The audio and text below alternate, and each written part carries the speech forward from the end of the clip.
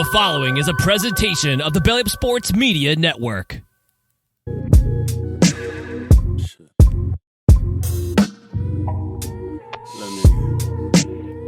take it away with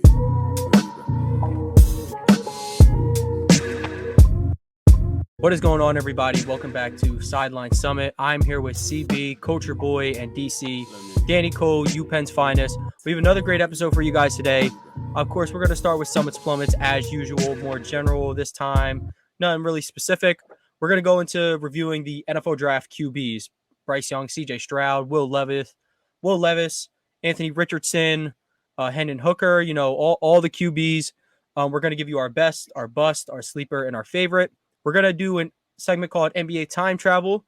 Which players from the past could excel in today's game, or would you like to see in today's game? Not the obvious ones. Like no Michael Jordan. We know he would ball. We know Wilt Chamberlain. We know how we ball. No Shaq. No Shaq, because we know he would still ball.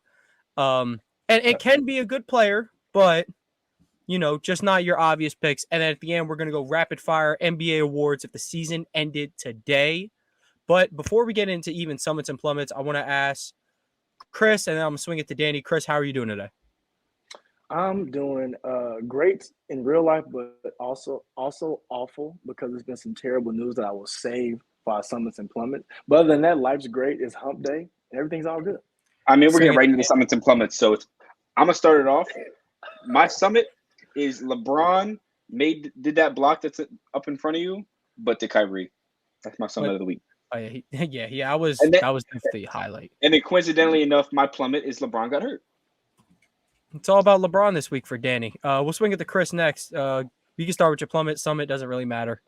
I like that, Danny, and I appreciate you for taking that plummet off my hands because that was definitely one of them. So my second plummet is my second favorite player, LaMelo Ball, breaking his ankle and being out for the season. That is actually the worst news because I am supposed to go to the game against the Thunder in Oklahoma City in a couple weeks, and Shay's not playing right now either, and LaMelo's clearly out, so that's clearly my plummet.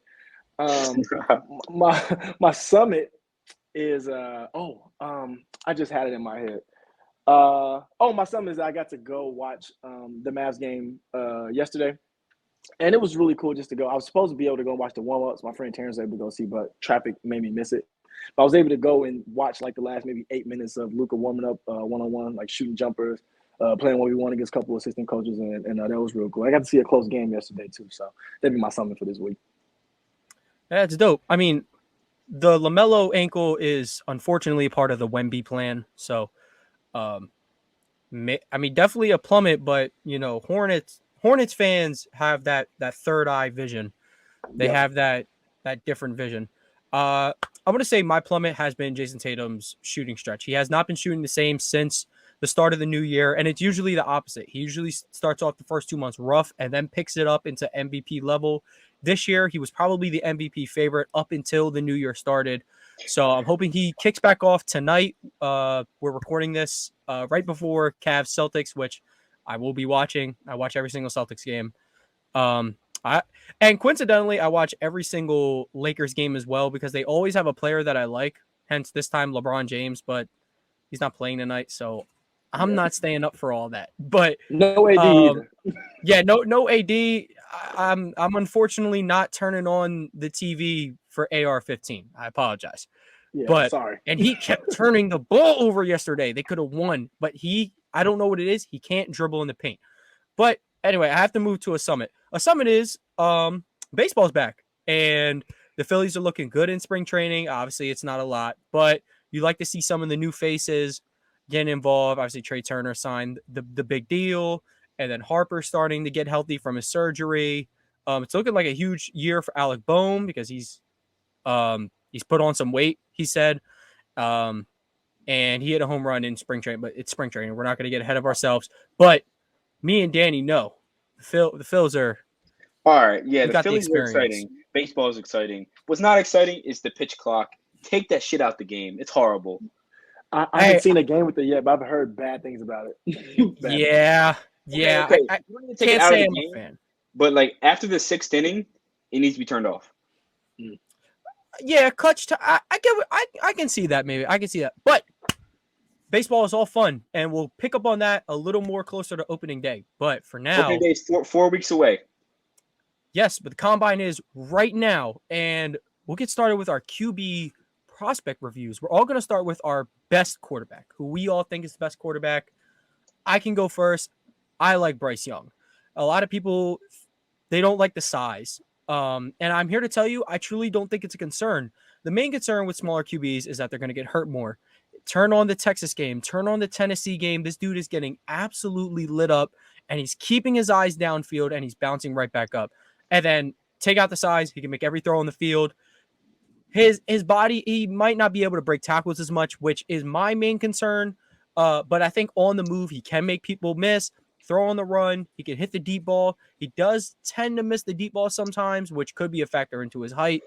But otherwise, I'm a huge fan of his game. I can swing it. I'll swing it to Danny first on this one. Danny, who is the best QB in the 2023 quarterback draft class? If you guys watch my reel, my TikTok, whatever you watched it on earlier, you saw me and Tony both see eye to eye on this. Bryce Young is the best quarterback. The Bryce reasons Young also sees eye to eye with us, but sorry, go ahead. Kyler Murray sees eye to eye with us. There's a lot of quarterbacks that might see eye to eye with us, but Bryce Young has what we all call the it factor. He is that guy, and you can't really take that away from him because there's not many other quarterbacks in this class that have the it factor. Yeah, and I know it's like bouncing off everything I said compared to what you said. He is the ability, mind you, he's the most talented quarterback to ever play for Alabama, and this is the first time where Alabama's team was not really. It was certainly an Alabama team, but I mean the defense wasn't there. Poor receiving core wasn't what it used to be. But I'll swing it to Chris. This is a pretty weird comparison, right? Aside from all of his like scandals and everything, he reminds me of Deshaun Watson coming out of college. Rough. Coming out of college as a player, not as a human being. No, I definitely see where you're. I don't want to say coming from, but I get what you mean. Chris, who is the best quarterback in the 2023 NFL draft class? I've been waiting like 2 minutes to say this since DC said it. We're seeing eye to eye because I did it again. I think Bryce Young is the best quarterback in this class. You're taller than. Yeah, actually, and that too because he's better than me and I can't throw. But in real life, like I think Bryce Young's the best because I think DC said it, the it factor. Like if you're gonna pick a quarterback, I feel like you want it to be star your team most of the time, and I feel like he has that potential. Even though being smaller, whatever the case may be, being an athlete and having toughness and like having a knack for making special plays, I think that clearly qualifies you making the best. But also that's coming from a Lamar Jackson fan who I think it factor is pretty much carrying him over to how great he really is. So that kind of makes that my decision easy. This garners respect from a lot of your teammates too. And you see what Jalen Hurts, he has that it factor, the same it factor, and a lot of his teammates respect him because he puts that work in, because he has that extra gear. Yeah, and how calm he is too. Hurts always said, you don't ask people, can I lead you? You just do it. You go out there and you lead men. But moving on to guys who might not be able to lead men and might not be in this league for long, we're looking at some busts. We'll go serpentine. We'll start with Chris, Danny, and then we'll end with me on this round. Chris Culture, who is not going to work out in the NFL out of this class? Unfortunately to say, even though with his years of experience, literally with age, I think Stetson Bennett is going to be the worst in the class, only for the simple fact that I feel like since him being older, he's not going to get the correct time to develop and to be able to do. I think they're going to want it faster because he's older, and I think he's a good quarterback in general. But like with teams taking quarterbacks early on, they're looking for it like almost now, instantaneously. And I feel like if he doesn't have it, he won't get the leash that he deserves. So like just for lack of better picks, I think Stetson Bennett as mine. Danny had Bennett as 6th on his QB rankings, which I think is the highest I've seen. Yeah, I would agree that I don't know how much time he'll have will to develop. I also don't know the expectations he has by at least the media. He's got high expectations for himself, though. That enough that he thought he could skip the Senior Bowl. But I'll swing it to Danny. Danny, who will not work out in the NFL from this draft class. Well, to start, he can't play in the Senior Bowl because he's not a senior. He's like an 8th-year grad student. Well, is that really a rule? Like, if you're a grad student, you can't play in Senior Bowl? I'm kidding. No, I mean, that seems legit, though. That seems legit. That seems Sounded legit. valid. Yeah, it makes sense. NCAA things, you know. Yeah, NCAA. Like, I'm not gonna flame on him, but my sports. Yeah, you gotta. I don't care. You gotta. I don't care. My sport is not governed by the NCAA. It does not matter. But let's go. But anyway, my bust is a guy that I sent you some highlights of last night. Tanner McKee. I'm not really a big fan of his. He's really big. He has some really wonky arm mechanics. He doesn't make fluid throws. It looks like he's making very static decisions. And Tanner McKee, I think, he's a big guy. And you see last time, a lot of these teams fall in love with these big quarterbacks or like these bigger guys that can have strong arms. They just aren't good quarterbacks. Yeah, I like both of your picks a lot. Because I feel like I'm the only one that went with one of the top guy routes. You guys went with guys who could eventually maybe be starters in this league, could be very quality backups in this league that can't work out. I did go with Will Levis, and not for the generic reasons of, oh, he's just Zach Wilson all over again, white guy who came out of nowhere. No, I have my valid concerns for Will Levis. Now, I'm not counting on him being a bust. If I had to pick someone from the top, I would say it's Will Levis. I do see a path of him planning out, though. I mean, he's a very strong arm. He is inconsistent with his accuracy, but, dude, when he's on, he's on. I'll tell you this. I think Anthony Richardson has the highest bust potential, but he also has the highest ceiling. Yeah, and that's what you get when you're a project. I think he's worth it because he has the high ceiling. Like, here's the thing. He could just never find out how to hit his deep ball. And everyone was questioning Hurts. Oh, can Hurts hit the deep ball? Can Hurts do this? Everyone asked that about Lamar. Lamar was a Heisman that got drafted at pick 32 in the first round. Hence, the Eagles actually traded out of that pick. Eagles could have had Lamar. Funny enough. But then again, like, these quarterbacks all have an arm, but can they find their touch on the deep ball is really the real question. And that's where I kind of like draw the line between that Richardson's not going to be a bust. And he's not my sleeper. Someone else can take him if you want. It's not my sleeper. Well, with Levis, the reasons why I don't think he'll pan out is it's almost like his overall football IQ. I know he didn't have a lot of time to, work with at Kentucky. It's not your most football, savant school. But he had poor pocket presence. He was letting himself get destroyed, blind side, front side. He missed some of the easy throws. I'm in love with the athleticism. I do like the arm strength. I do think he could pan out in this league. But if somebody among those top 5 or 6 guys is supposed to be a quality starter in this league and doesn't pan out, I think it's him because we're banking a little bit too much on the potential when he did have a very rough year last year. Going in serpentine order, we just went from best to bust, now to sleeper.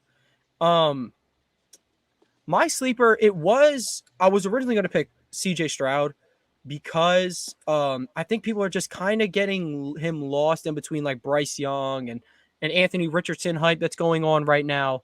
But I'm a huge fan of Hendon Hooker. And for the same reasons why he might be a bust for CB, I think he could potentially like blossom as an NFL quarterback. Sure, he's going to be out a little bit with the ACL.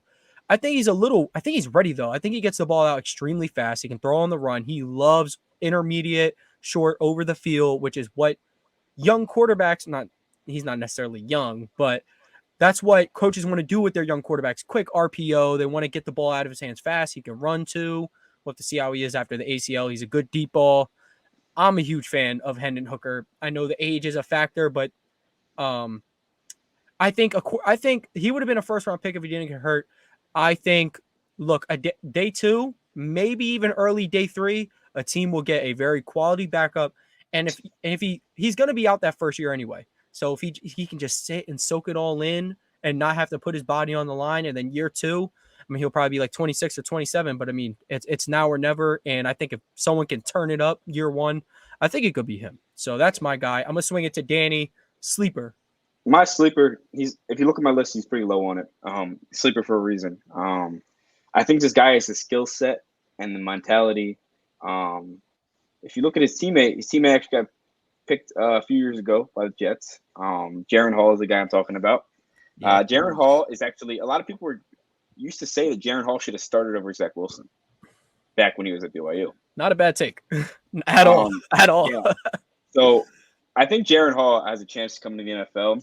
And if he goes to a team that is a quarterback needy, hence I think the Cardinals, he could go in and play 8 games for the Cardinals his first year.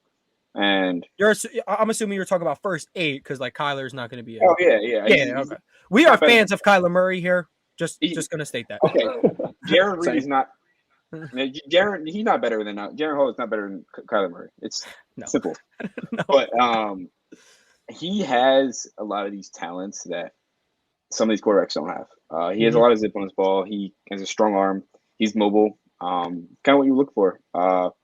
Sometimes has a lack of inconsistency. He lacks consistency. But he's my sleeper. I think he can develop into a solid guy. I think I really do like that pick. I'm a big fan of Hall. CB, we're going to kick it to you for sleeper, and then you'll follow it up with your favorite sleeper in this draft class. Oh, nice. Well, I low-key can do both at the same time because my sleeper and my favorite are the same. By all means. And the reason why Anthony Richardson is my sleeper and favorite. So the reason I say sleeper, I know he's getting a lot of love, but also on some sides I'm seeing him get a lot of hate, and it's giving me shades of what I've seen from Lamar Jackson. And like I said, my Lamar Jackson bias kind of speaks through, but like I said, I thought he was going to be really good before draft day when all the hate was coming through. But it's like some people were in on a hype train and some people weren't, and I'm kind of seeing similar things with Anthony Richardson. So I'm rooting for him to win, and I'm calling him a sleeper because of the small hate. Like I can see on draft day him slipping way farther than most experts thought he would, just because of the questions that surround him. So I think personally, my sleeper and favorite is Anthony Richardson. That's a great pick. I mean, me and Danny are huge fans of AR. The highlights are truly out of this world. I think we can all agree. Highlights out of this world.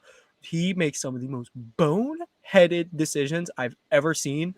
It's almost like Carson Wentz level, like, what are you doing? But it's also Carson Wentz level of, how did you do that? But I'm going to swing it to Danny for his favorite quarterback in this draft class. Yeah, my favorite quarterback is not Sean Clifford. Neither is mine. My favorite quarterback out of this class is actually a guy who is actually not on anyone's board. It's Michael Penix. I don't know how to say his name. Michael Penix? Penix, yeah.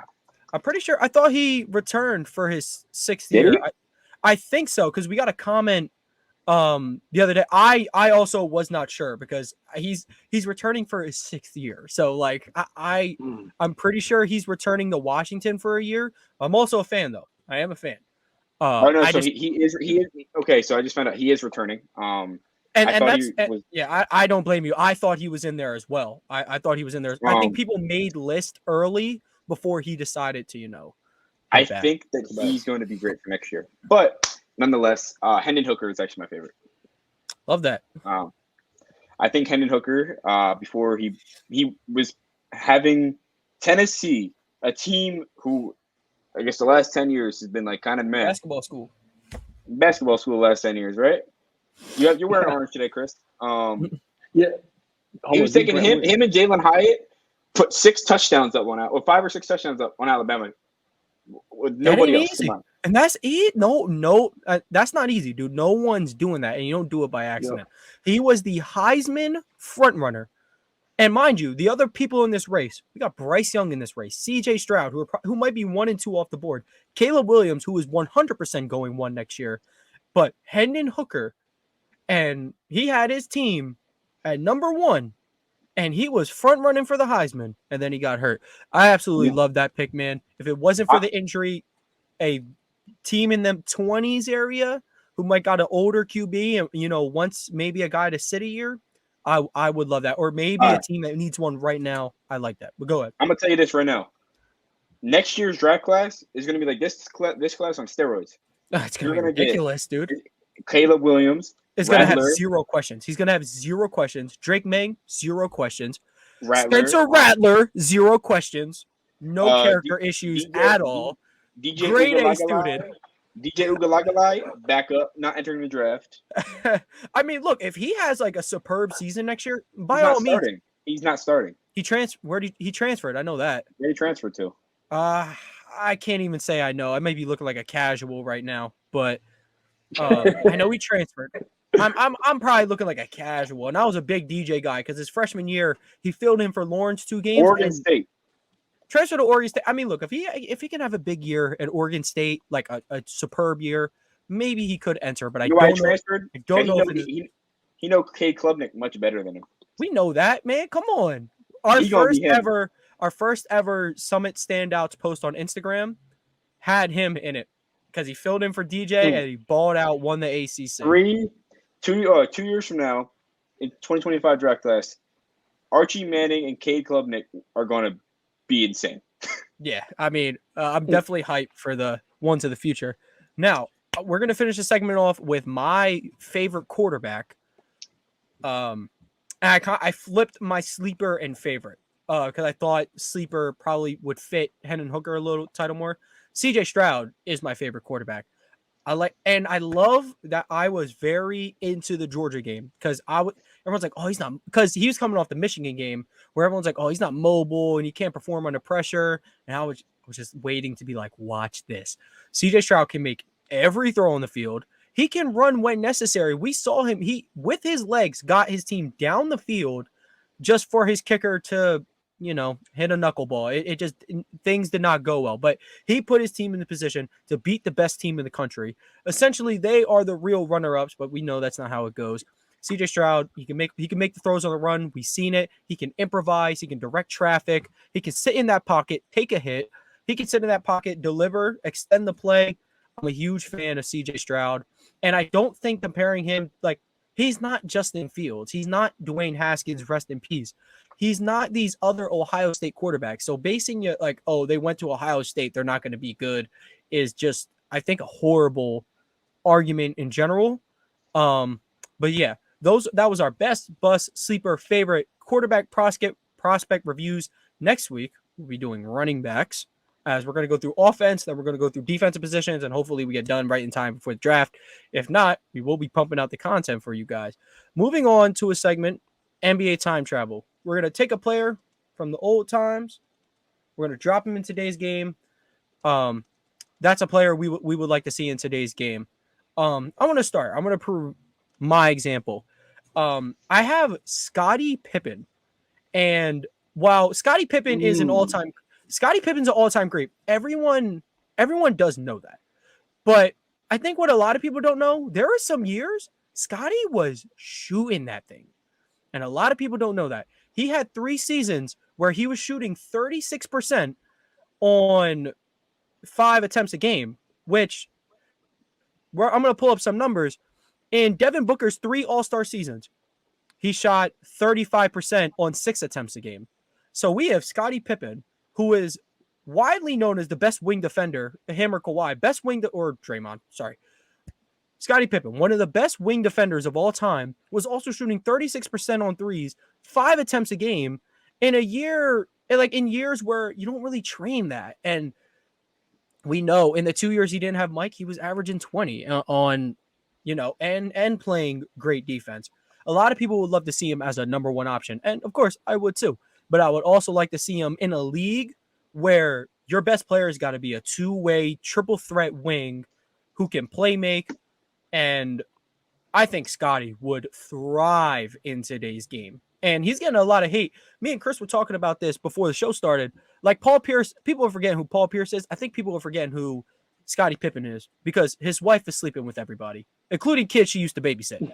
But I'll swing it to Danny. Danny, who's one player you want to take from the black and white TV era or, the Jordan era and just plop them in today's game and think they would succeed? I got 2 players. Go by all means. First player coming to the game, Reggie Miller. He's shooting that rock. Any team would use him right now. Oh, yeah. I think we would all love to see Reggie. We'd all love to see Reggie. Reggie on like the Sixers right now with Harden and Embiid. Go crazy. Second round exit. For sure. Tough. No. because the Bucks are taking out the Celtics, and then That the is Sixers- not no way. But I knew anyway, that was coming. I knew it. and B's gonna hit another full court shot on you guys. Come on, didn't count, fella. it didn't count. Don't blow a 15-point lead next time. You're right. Second player. He's a fan favorite, arguably top 10 all time. It's gonna sound like it's you said don't choose like a guy like that, but I'm choosing a guy who's kind of not like that. It's Tim Duncan. Tim Duncan. Do you guys think Tim Duncan will be pulling threes? Do y'all think he would? Yep. No, but what he could Like do 1 or 2 a game. Yeah, like he could play a little PJ Tucker role from the 3, like where he sits in the corner and shoots a little bit. Tim Duncan being stuck in PJ Tucker's role would That be the is most gross. disgusting No, Doc that's not what Rivers I'm work saying, though. ever. That's not That what I'm would be saying. disgusting. It's the second worst. I'm saying that Second first, I'm saying that Tim Duncan could like sit in the corner and play 3, but then like he could also work down low. PJ Tucker can't work anywhere else other than in the corner. You have to put him in the corner and say hi like a baby. Yeah. No, I like the Tim Duncan pick It's gonna be PJ Tucker. because Tim Duncan got like in this NBA. Tim Duncan got like a little taste of this era, but not before like his last year was like when Steph was revolutionizing the game, but he didn't get to actually live in that revolution, and he almost beat him. But this game is completely done since Tim Duncan has retired. It's a new game of basketball. There's a completely different realm of game. 10 years changed a lot. Yeah, I mean 7, but I mean, dude, we're close. We're almost 10 years with Kobe Bryant and Tim Duncan out of the league, which is insane. But Chris, Crazy. One player you would take from the olden days, and drop him in the NBA today. Who's thriving? I have a couple, but the first one I'll say is probably might like it. Grandmama, Larry Johnson. And the reason why I say that, NBA loves a good small ball forward. We love a 6'5" power forward right now. Hence PJ Tucker. I mean, he's not the greatest, but I mean, Jay Crowder plays power forward 6'7". Grant Williams plays power forward 6'7". Now, Larry Johnson, 6'4". With the strength and speed and the way he can get to the rim, draw contact, especially like how many fouls are called today, Larry Johnson's 25-10 in this NBA, in my opinion. Mm-hmm. In my opinion. As a smaller power forward, I love to see Larry Johnson. I love to see Larry Johnson today. Like, he was one of those players where he brought the strength. Not Sean Kemp like, because of course he couldn't jump like that, but it was like power in his moves. Everything was, he made you feel it. So I think today he would really kill like in a Draymond role, but just offensively. Like he'd be able to take advantage of bigger guys guarding him, smaller guards guarding him. I love to see Larry Johnson in the NBA today. I do like that one, and I think his speed could allow him to play all 3 wing spots, make him it would help him guard more people. I'm definitely a fan of that, and strength, and the strength is a lot because people under this like league is starting to become like underrated in terms of physicality because they think everything's just a foul. I watched Anthony Davis and Jaren Jackson Jr. absolutely beat each other up for 48 minutes yesterday. This league ain't soft, man. Like these bigs are good. They're really good. Yep. You just see the highlights of like, yeah, like, and you just see the highlights of the flops and stuff. I promise you, these guys be working. But you said you had several, so I'm gonna let you continue. Oh, you let me cook. I'm in the kitchen right now. Let me tell you, boop. So for my second one, this is another probably underrated pick. All the NBA heads will probably love this one. Sharif Abdul-Rahim as well from the Vancouver Grizzlies before they were Memphis Grizzlies. That's going in the bag. If you know anything, that's going in your bag. Anything about Sharif Abdul-Rahim and how he was then, a 6'9" forward who could literally do everything, Sharif Abdul-Rahim would be a top 10, 15. He'd be what Paul George is, in my opinion. Different play style, but that type of effectiveness, 25, 8, and 4 assists. Like Sharif Abdul-Rahim was so skilled. He carried a lot of teams on his back with just offensively. And then, I mean, like defense, you have specialists out there for this in this day and age. You don't have to play defense now. You have somebody else to do it. So I think Sharif would be a killer in this league today. Like really a bucket, nobody be able to stop. He'd be one of those versatile guys where you're trying to figure out who to guard him with. Like, who do you guard him with a big? Do you guard him with a small? Like, how do you guard him? So I think Sharif is my second pick for sure. Yeah, I definitely like both of your guys' pick. Tim Duncan, Reggie. I think Tim, as we said, got a little bit of it, but didn't get to actually live in it. I definitely like both of your picks. The Sharif one is going in the bag. Like you said, you told me you was going in your bag, but I know you was getting in there. Getting deep in there. Getting deep in there. One player who I'm gonna cap it off with one player, and I gotta show love to a former Celtic guy, Danny Ainge. Danny Ainge shoots 38. He shot 38% from three. I'm not saying he'd be like insane in today's game. I think he could be JJ Redick though. I think he could be like that. 38 a game. He was an all-star once upon a time. I mean, I just wanted to show who did you think I was going to show love to? All right, so I'm happy you said Danny Ainge because I was going to say one more before we ended this segment that I have show love to the Celtics on this one. And we kind of talked about somebody he played with beforehand. And this is my Chicago, and this coming out of me, but Antoine Walker as well in today's NBA. I think Antoine Walker would be disgusting. Similar reasons why I think Larry Johnson and Sharif Abdul-Rahim would be like, problems. Who do you got Antoine Walker with today? You want a PJ Tucker or Jay Crowder on him, but when he's playing small power forward in today's NBA, you're going to have to guard him with a big. And he was too skilled, too quick, and he had real game and real offensive ability.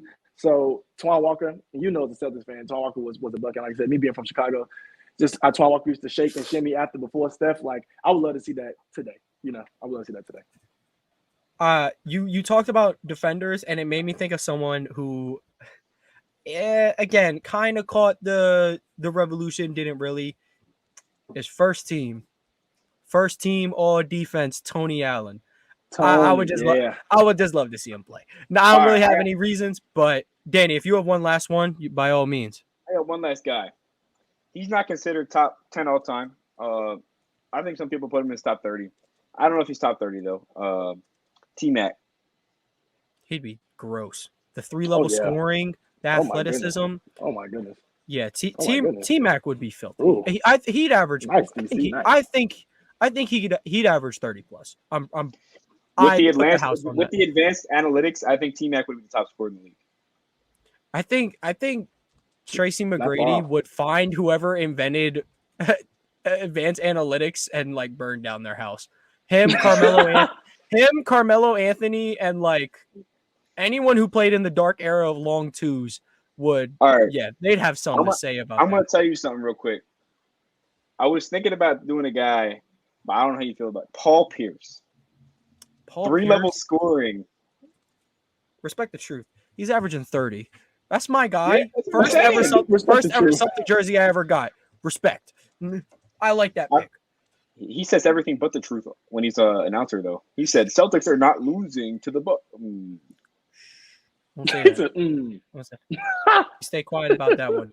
Now, we're gonna wrap up the episode with. We'll try to make it rapid fire NBA awards, but someone might say something outlandish. So, rapid fire NBA awards. I'm going to say an award name. It's going to go Danny, then Chris, and then me. All right. So, in 3, 2, 1, MVP, Danny. Tatum. Yeah, Jason Tatum. Wow. Y'all are both going Jason Tatum. I was going Giannis. I thought someone was gonna go with Embiid. I'm going with Giannis. Why are we thinking? It's his time to get one. It's his time to get one. But I think we could also. All right, so I think we all could also like he wasn't my pick, but I thought someone was gonna pick Joel Embiid. That's why. I can explain why. Okay, why do you have Jason Tatum? Okay, so the reason I have Jason Tatum is because. If you've watched JT as long as you should have when you knew he was a great basketball player, from Chaminade to Duke to first couple years in the Celtics, he's just matured and grown. Not just height and personality, but his game's grown. He stopped shooting as many bad shots. He takes better care of the ball. He makes better passes. He makes his teammates better. And he always locked up, in my opinion, on defense, but now he's really focused and he's going to get boards too. So it's like to see his maturation as a basketball player, like it's cool to give it to Jokic. Like I'm cool. If he gets it, cool. But Jason Tatum, as far as what he's done, people missing time. He doesn't miss games, first of all. He doesn't miss games. People miss time all the time. He stays through, gets you 38 and 4 every single night. I don't care about shooting efficiency anymore. You're supposed to shoot 12 threes a game, right? So if he's supposed to do that, he's going to shoot 47% or under. I'm cool with that. All So right. that's my reason for JT being MVP. I'll tell you why. So everyone was like, "Oh, he's going through his bad shooting stretch." I believe there was a time when Tatum, a couple years ago, he would go through a bad shooting stretch and he put like 6 or 7 points in a game. Like he wouldn't really impact the game. He is having a bad game against the Sixers, hitting the game-winning shot and putting up 18 and 13. Like that's a bad game for him now. It's the maturity. Like Yeah. it's the maturity level of what is your floor of what are you doing and how can I raise it to the next level? And I think that so the top 3 teams in the NBA are the Celtics, the Bucks, and the Nuggets, right? Yep. So ironically enough, all 3 MVP candidates right there. But the thing is, the value that Tatum brings to the Celtics is much higher. Well, I think it's comparable, but it's like I think it's much higher. Like you take Tatum off of the Celtics, I don't think they're that good. Like JB will not be able to carry them himself. You take Giannis off the Bucks, they still might win some games. So to back up your statement about Tatum, when the Celtics are they're playing with Jaylen Brown without Jason Tatum this year, or all time when their two are just play together, 9-14. Tatum this year alone without Jaylen Brown is 9-2. But the reason why, because the MVP is almost not even about value anymore. It's almost like what's the? I know it should be. Yep. It's not narrative this year. The Bucks team is very good without Giannis, but with Giannis, here's the thing. I think Giannis is the best player in basketball. That's one reason why I would give it to him. And like you guys said, on an off night, the dude's still walking double-double. On a Giannis off night, he still might get 30 and 15. While he's also a bit of the better playmaker, he's obviously not the better 3-level scorer, but he puts the ball in the cup as good as anybody because of how strength and athleticism. I don't think Tatum is a bad pick at this point. But to end up winning it, he is going to have to pick it up. One name that I wish that would have just stayed on his path that he would have done is Luka. Man, Luka had probably the best 5-game stretch of all time. If it was truly about value, it would have been him before the Kyrie trade. Like that team had zero business even being in the playoffs. How he literally leads a team full of scrubs plus Kyrie. Yeah, I think it's between Luka and Jokic for most valuable in NBA today. Only because like you take Jokic off the Nuggets, they're probably a playing team at best. Like I'm not. I don't know. Michael Porter Jr. is getting 30 shots a game. They're going to the playoffs. No assists. He's plus 25, under 2 assists every night. Yeah, he had 29. He had 29 points, 11 boards, 0 assists on 12 for 18 shooting. Under 1 assist. Under 1 assist every night. He's not passing. He averages 1 assist flat. You want free money? Take the Michael Porter under on assist. No way. Every night. Under half an assist. All right. We're going to move on to Coach of the Year. I have a feeling who Danny's going for, but Danny, who is the Coach of the Year? My Coach of the Year is the guy that just took me to the Sixers game. It's Taylor Jenkins. Chris, Coach of the Year. Oh, Coach of the Year, easy, Mike Brown, like the beans. I was feeling No, I think Taylor.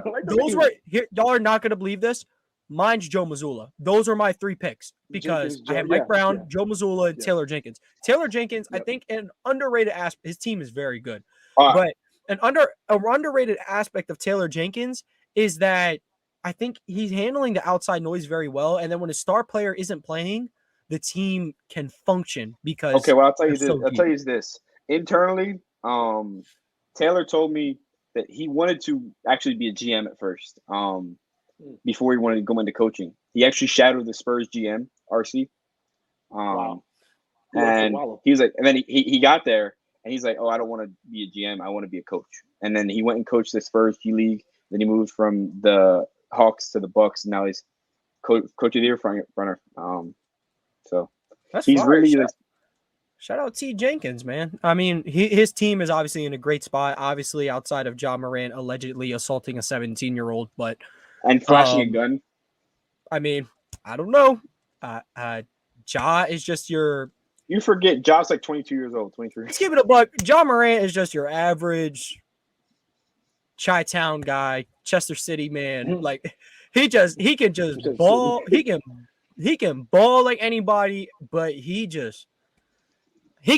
yo, I want to see John Bro, Morant ball in jeans at he this is point. 20. But He's 23. He's your brother's and my sister's age, Tony. that Like is true. he legit is He's just a young. kid. He's a kid. He is a kid, but I mean, he's just gonna have to grow up fast, man. He's got That's the MVP. problem. He's got That's the championship problem. aspiration. He ain't just any 23-year-old kid, man.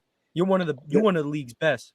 Yeah, DC, this is the thing with the kid thing, because I agree. I'm a huge John Moran fan, so I'm with you. The only thing is, it's been other kids who've gotten that grown man money and who've grown up really quick, i.e. the Derrick Roses of the world. Like, I mean, Derrick Rose got hurt, but by year 3, D Rose was doing what John Moran's doing, but with less off the field or off the court stuff. And I think John Moran will get it together. He'll figure it out. Like you say, he's 23, so he has a little bit of time, but it's just, they expect a lot from you paying that big boy money.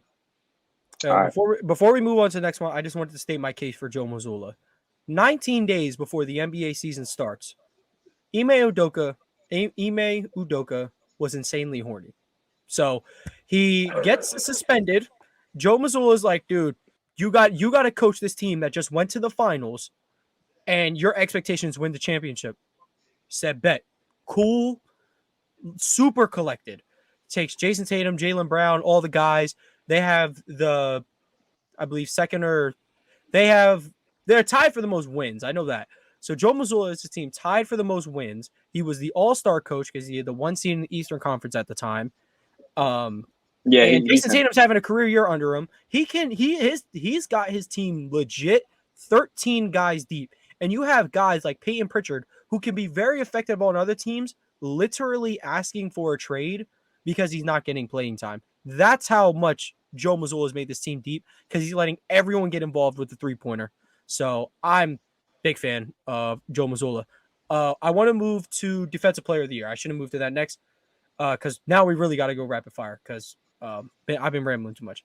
Defensive Player of the Year, Danny, who is it? Jaren Jackson sticking with the team in the Grizzlies. He's insane. Chris, Defensive Player of the Year. Don't blame me, DC, but I'm going with Bam. He guards 1 through 5 every single night. Got to. Yeah. Jaren can do the same. And Bam. I got a picture of Jaren Jackson, so it kind of incentivizes me to say Jaren Jackson. He also has a picture with T. Morant, but the coolest picture. Yeah, I mean, he's got a picture with Ja's dad. I'm not gonna lie. He had his sunglasses on, and he said TM. I thought it was T-Mac. He looked like Usher. But yeah, my Defensive Player of the Year is Jaren Jackson Jr. I thought he did an amazing job guarding Anthony Davis. Moving on, Sixth Man of the Year, Danny. Sixth Man of the Year, man. Maxey don't count. I agree. Maxey don't count, man. That is a piss poor true. experiment that Doc needs to give up. It's got to be your boy Malcolm. Chris? But okay, so it's got to be your boy Malcolm. But like, if Russ was in Lakers, Russ. Boo. Chris, who are you going with? I'm sticking in South Beach. Matt's gonna love this. I'm going with Tyler Hero. I'm going with Tyler Hero. He's still be coming off the bench? Well, the second half of the season, they've been not starting. Well, he's been hurt, so he's been put into the starting lineup. But I would have went with Tyler Hero. But if he doesn't qualify, then I'd actually go Brogdon too. Actually. Yeah, y'all know I'm going my guy, Malcolm Brogdon. He's by the percentage best 3-point shooter in the league. You saying Russ? Most improved. Danny, who's the most improved player in the year this year? Most improved player in the year, man. It's got to be Shea. It's got to be Shea. Shay's filthy. I think Chris, are you gonna say Shea? Oh, easy. He should get every award they can. Give him the MVP of the teams that don't matter too. Shea's the guy. Give it to him. Imagine averaging 24 last year, and then you go win most improved. And here's the thing, NBA, listen to Chris. Create an award called MVP of the teams that don't matter. Yeah, of non-playoff teams. Yo, yes. Kuzma's in that. Exactly. He's like number 4. DeMar's in that. Like, no. Come on, bro. We all know who the real players matter is that's going to win this award. Damian Lillard. Jalen Brunson. Hey, they 5 seed. Respect. They 5 seed, man. That's also a good pick for MIP too. That's good. Jalen Brunson. Yeah, he's been phenomenal. What am I missing here? Rookie of the year, right? You got to say yours. Yeah, say your MIP. Bro, come on. Is there really a question? Shai Gilgeous-Alexander. Oh, Yeah. Shay. Okay, cool. Yeah, we Okay, all check got it out. Shay. I shouldn't even ask that. I don't even know if I want to ask this one, but I think Chris might have a different opinion on this. No, bro. There's not a different No. opinion of Rookie of the Year. Paolo Banchero is Rookie of the Year. And Hey, it's not, respect better Dick Mathurin. I think he's playing really well. I do have Palo, but I think Yeah. Mathurin deserves his flowers. He's definitely been picking it up. Second half of the year. Palo just gave BI 29. A couple of years ago, he tweeted out Brandon Ingram's a top 5 worst defender in the league, and then he just gave him 29-11. So And well, and here's what I'll tell you this. Yeah. I'll tell you Go ahead, this. DC. Ben Simmons is the Rookie of the Year. for Yeah. sure. We can do Well, that. Yeah, Paolo's my choice for Rookie of the Year for sure. Being a Duke, Duke's my favorite college team. I know that's not really cool to say, but yeah, they are. So I love watching Paolo. His freshman year, I thought he was really, really good. So yeah, Paolo's my. He's averaging like 20 and 6. If I'm not mistaken, or 19 Yeah, and 6. he's Around there. He's having a really good season. Yeah, he's Oh, yeah. tough. Yeah. So that was our rapid fire NBA awards, and that Wasn't really is- rapid fire. It was about yeah, 20 definitely minutes. was not rapid fire. But we tried our best. We It was had rap to fire. elaborate. We got to give you all the good content We because were just firing. because all right, it all messed up. It all messed up because I thought y'all were gonna go with someone different for MVP. Like, I wanted Danny to say Embiid. I wanted like Chris to say like, oh, I got to give it to Jokic, and I was gonna say Giannis. Bro, And you then, wanted you know, Chris to say LeBron. LeBron is That's the what, MVP. that's what I wanted to say in real life. Give I wanted to say it, LeBron I couldn't say it. reparations. Give LeBron reparations for the MVPs he didn't get. Give him that trophy. Give Kobe reparations. Give Kobe his trophy back from Steve when Nash got to Nash. get both of them things 100%. over, dude. When he stole it. Yep. One to Shaq, one to Kobe. Let me split it. But with y'all said Tatum, and I was just like, oh, I have no reason arguing. I'm not going to argue that. But again, another great episode. Thank you guys for tuning in. If you're watching this on YouTube, like, subscribe, and turn on post notifications so you don't miss another episode. If you're watching this on a podcast platform, like, download, and make sure you follow us on those platforms, whether it be Apple Music or Apple Podcasts, Spotify, wherever you're listening to your podcast. Stay tuned to our reels. Our content. Yeah, we're pumping out content on shorts, reels, TikToks. Make sure you follow us all on there. You can find us everywhere at Sideline Summit. And before we get on out of here, Danny, Chris, anything to say? Enjoy the day. Go make it happen. And stay strong. Yeah. Yeah. See, I don't have anything motivational to say. So Danny, thank you. You don't got to for be that. motivated. That's the motivation could- for everybody. You can say Let me some tell you what hater to do. stuff. You can say Let me some tell you hater what to stuff do. if you want. As Yo, this is what I Shaq wanna told share. Anthony Davis, you have fallen off. Wow. This is what I want to tell our folks that's watching. I should have included this in my summit, but I forgot. So the one thing I want to tell everybody, listen to Don Toliver's album if you haven't. It puts me in a great mood. Like literally, it makes you want to dance. And if you like fun, and if you like dance, and if you like whatever comes with that, listen to that. That's my last thing. I will be tuning in, but you guys said some very happy stuff. I have to end it on negativity. If you're listening to this podcast right now, it's because I told you to, not because you want to. Believe that. Fact. I'm just playing. I love you guys. Please continue to show love on all platforms. We'll be back next week with running back prospects, NBA topics as always, summits, plummets. Make sure you guys have a good day. This has been Sideline Summit.